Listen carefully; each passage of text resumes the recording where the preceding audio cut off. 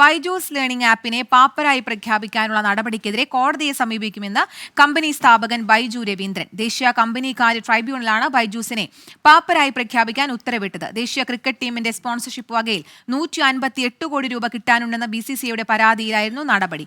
അരുൺ പൂപ്പറമ്പ ചേരുന്നുണ്ട് കൂടുതൽ വിശദാംശങ്ങളുമായി. അരുൺ, എങ്ങനെയായിരിക്കും ഇത് സംബന്ധിച്ചുള്ള നടപടിക്രമങ്ങൾ?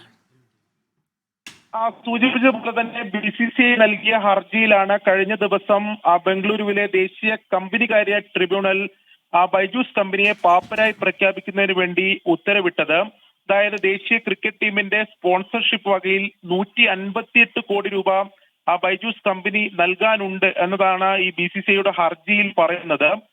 ഇതിൽ പാപ്പരായി പ്രഖ്യാപിക്കാൻ ഉത്തരവിട്ടതിനൊപ്പം തന്നെ ബൈജൂസ് കമ്പനികളുടെ പ്രവർത്തനങ്ങൾക്ക് മേൽനോട്ടം വഹിക്കാനും ഈ നിലവിലെ നടപടിക്രമങ്ങൾ മുന്നോട്ട് കൊണ്ടുപോകാൻ പ്രതിനിധികളെ കൂടി കോടതി ട്രിബ്യൂണൽ നിയമിച്ചിട്ടുണ്ട് എന്നതാണ് ഏറ്റവും പ്രധാനപ്പെട്ട കാര്യം. ബൈജൂസ് കമ്പനിയിലെ നിക്ഷേപകരോടും അതോടൊപ്പം തന്നെ ജീവനക്കാരോടും ലഭിക്കാനുള്ള പണത്തിന്റെ ക്ലെയിമുകൾ സമർപ്പിക്കാനും ട്രൈബ്യൂണൽ നിർദ്ദേശം നൽകിയിട്ടുണ്ട്. ഇതിന് പിന്നാലെയാണ് ബൈജു രവീന്ദ്രൻ ഈ ഉത്തരവിനെതിരെ ഇപ്പോൾ മേൽക്കോടതിയെ സമീപിക്കും എന്ന തരത്തിലുള്ള പ്രതികരണം നടത്തിയിട്ടുള്ളത്.